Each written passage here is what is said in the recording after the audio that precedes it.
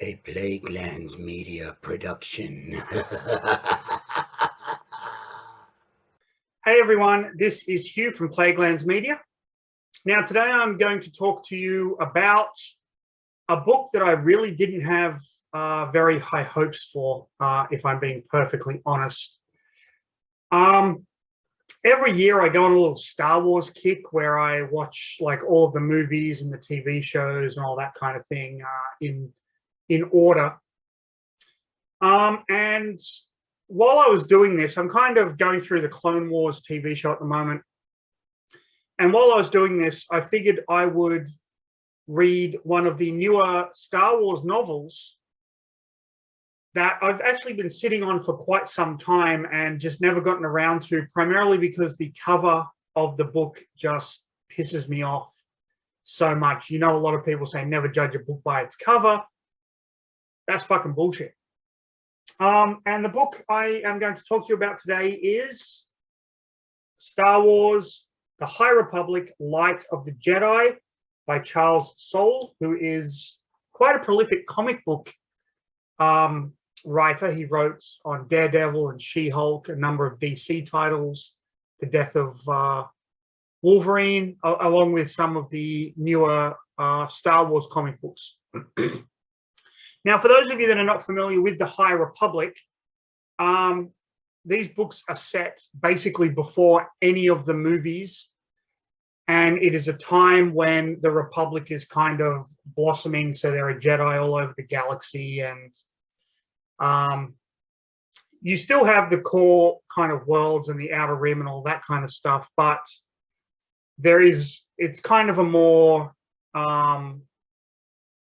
Jedi-centered kind of galaxy, but the focus is primarily on the rise of the Republic as opposed to the decline of the Republic that we saw in the prequel movies and the rise of the Empire that we saw, or the rise and fall, I should say, of the Empire that we saw in the original trilogy. Now, the reason I was against this kind of High Republic idea wasn't because I didn't think the stories would be good, but it was primarily out of a sense of anger that after Disney brought out Lucasfilm, all of the extended universe novels were now non-canon. And that shit me to tears, because I have been reading the extended universe novels, starting with the first extended universe trilogy by Timothy Zahn, which introduced Grand Admiral Thrawn, who is actually now canon because that character was so popular, all the way up through all the book series, Vector Prime, which had, spoiler alert, the death of Chewbacca, the Legacy of the Force series, which involved Han Solo and Princess Leia's son turning to the dark side and becoming a Dark Lord of the Sith. These are fantastic novels. They introduce new characters, they introduce new villains, all of that kind of a thing. And Disney just went, fuck that, and just wiped them all away. I still love the extended universe novels. I will eventually get around to rereading and reviewing a lot of them because I think they are just fun reads. But Disney decided, you know what, let's start our own kind of imprint on the Star Wars universe with the High Republic. And I just went, you know what, Mickey, fuck you. But now that I'm on this Star Wars kick and I'm kind of rewatching everything, I thought, you know what, I'll give this book a try. And I am so fucking glad that I did. So let's just get straight into the next episode of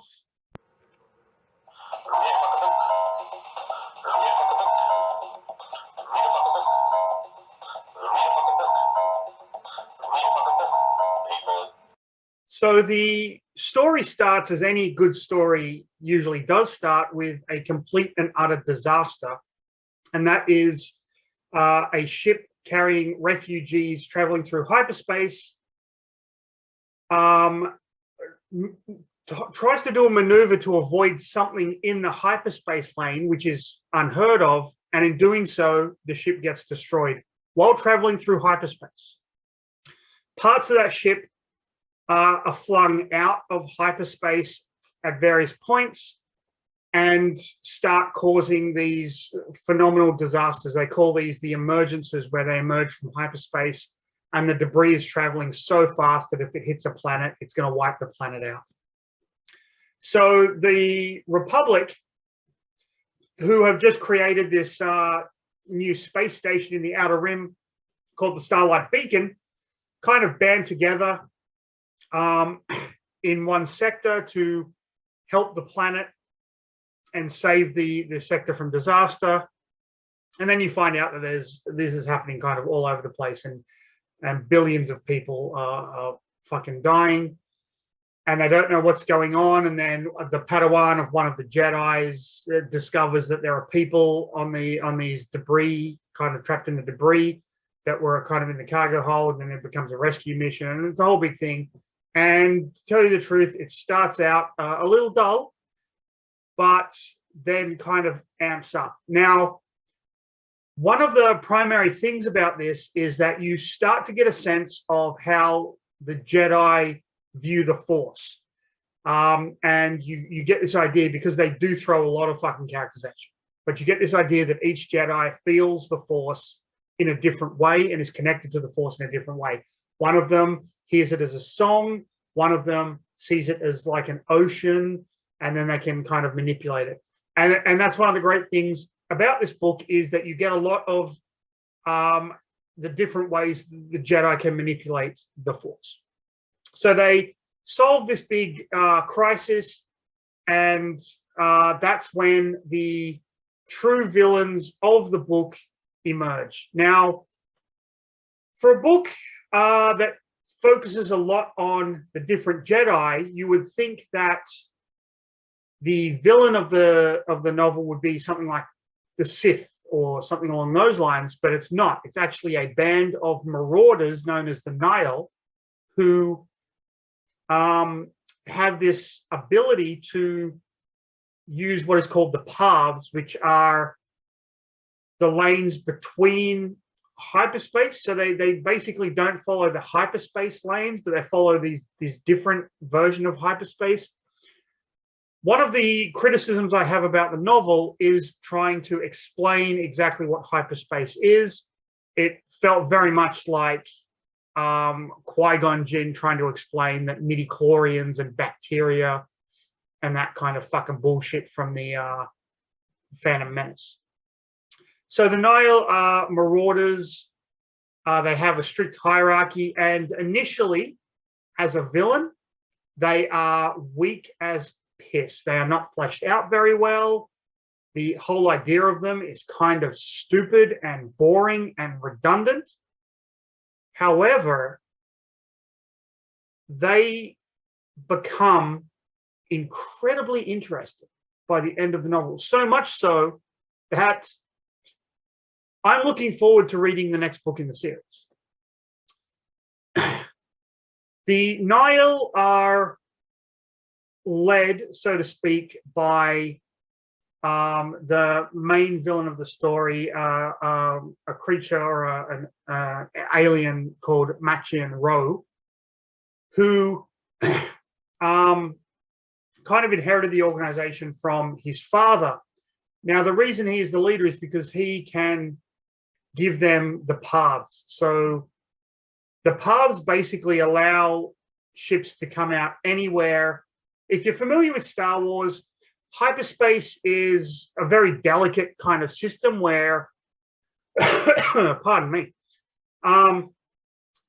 people had to actually chart the hyperspace lanes to avoid crashing into planets and moons and debris and shit like that. So the hyperspace lanes are all set, but the paths can avoid all of that. So they are incredibly powerful in allowing ships to appear and disappear from pretty much anywhere. So Machian Ro has the ability to create these paths through another means. I'm not going to get into it because it's going to spoil one of the big reveals of the book, and I really don't want to do that. So Ma Chinro can basically control the Nile, and the Nile is made up of 3 different factions led by 3 different people. And then each faction has their own hierarchy. So it's kind of like a pirate organization, but there is a main pirate at the top who is kind of leading everything from behind the shadows. And ultimately, when the plans of Ma Chinro come to fruition, it's incredibly satisfying. So much so that it just leaves so many questions that you want answered. Usually a book that leaves unanswered questions, especially the first book in a trilogy that leaves unanswered questions, fucking annoys me. But in this, it's like watching fucking Empire Strikes Back. The ending is very much like watching Empire Strikes Back, in that you want to know what happens to the characters. The amount of characters they throw at you is a little overwhelming, and a lot of the time it might just be they just throw 1 name or 2 names out there as a Jedi and a Padawan. You're like, well, I've never heard of them and I'm probably never going to hear of them again, but that's fine. That is all good. Where this book shines, however, is in the last third of the novel. The last third of this novel is the closest thing I have come to basically experiencing for the first time the Death Star run in Star Wars Episode 4: A New Hope in book form. There are multiple battles happening in different locations. It's written so fucking well that I just finished this book this morning. I've been reading this for 2.5 hours because I couldn't stop. Needed to find out what happened in the last major battle sequences of the book. And that is a testament to the writer being able to kind of weave what are about 3 or 4 different plot threads together and have them culminate in a fucking epic space battle that is just mind-blowing, where one side and the other side, who has the upper hand, and then it shifts and then it shifts again. And it's freaking crazy. And it's so, so rewarding. The High Republic has also brought a number of new technologies to the Star Wars universe, which I think are pretty cool. Some new ship designs. The Jedi now have, at this time period, I should say, because this is well before any of the movies, have these ships called vectors, where the Jedi can basically control the ship through the Force. And there is an instance in the novel where one of the Jedi controls 2 ships. One she is flying, and the other one she's flying through by using the Force. The weapon system, pardon me, the weapon system on a vector is locked, so that anyone who gets their hands on the vector cannot use the weapons. To unlock it, the Jedi uses their lightsaber. So the weapons of the ship basically are used through the kyber crystal in the lightsaber. And so the ship's lasers are the same color as the lightsaber beam of the Jedi flying the vector, which I thought was a really, really cool idea. And there are a lot of little things in this book that really surprised me in a fantastic way. So ignore the cover. It's a really boring cover, and I don't know why this guy here, I assume, is a Twi'lek.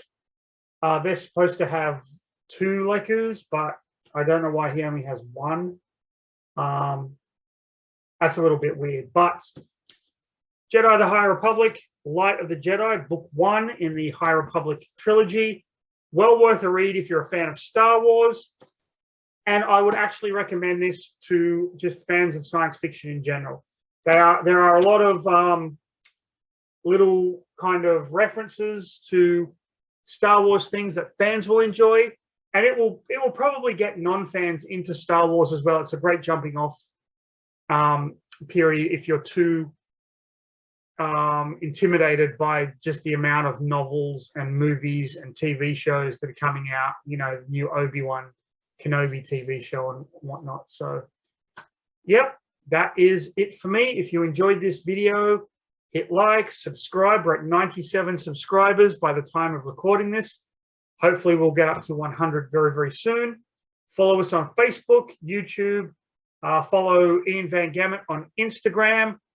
Go and check out the Plaguelands Media website, but also the website for a good friend of Plaguelands Media, one of our partners in crime, Luke Carmen. He has a website out, a new book coming out, so please go and check that out. I will be reviewing it when I get my dirty little hands on a copy. Until then, stay safe. I'll see you in the next video.